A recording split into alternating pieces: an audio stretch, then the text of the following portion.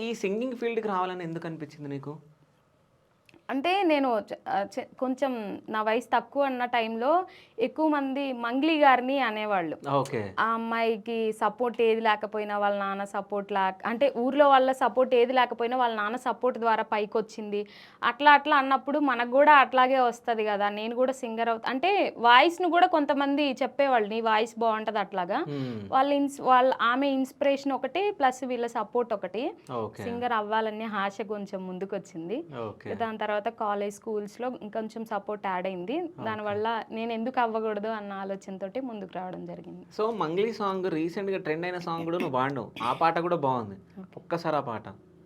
ఓయ్ పిలగా సింత సింతల్లో సింత పువ్వు రాలంగా సిన్నోడ నా సెయ్యి పట్టవేమిరా ముంతల్లో ఈత కళ్ళు తాగినట్టు పానమంతా నీ దిక్కే గుంజుతుందిరా ఎగిరం లేకుండా ఇద్దరం ఇగురంగా ఇష్టంగా ఎగిరిపోదామా పైరం జంటోలే గావునం చేసుకొని ముహూర్త బలమే అడుగుదమా కంచే దటంగా మంచే మీటుంగా ముద్దు ముచ్చట్ల మునిగిపోదమా బాయ్ బాయ్ బాయ్ బాయ్ బాయ్ బాయ్ బాయ్లోనే బాయిలోనే బల్లి బలికే బాయిలోనే బల్లి బలికే బండసారం శిలలో దిలే బాయిలోనే వాడకట్టు ఆడోళ్ళంతా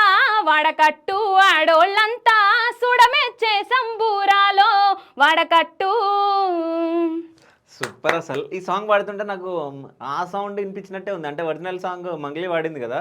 సో, అట్లనే అనిపించింది. అంటే ఎవరైనా చెప్పిర్రా సేమ్ ఆ వాయిస్ లాగా ఉంటదని? స్టార్టింగ్లో మంగ్లీ అక్కలాగే ఉంటది వాయిస్ అన్నారు. నువ్వు పాట పాడతానేమో తెలంగాణ వస్తుంది. మాట మాట్లాడితేనేమో ఆంధ్ర వస్తుంది. సో, అంటే ఎవరైనా చెప్పిర్రా ఇట్లా? అంటే నువ్వు సాంగ్ పాడితే ఇట్లా పాడతావు అంటే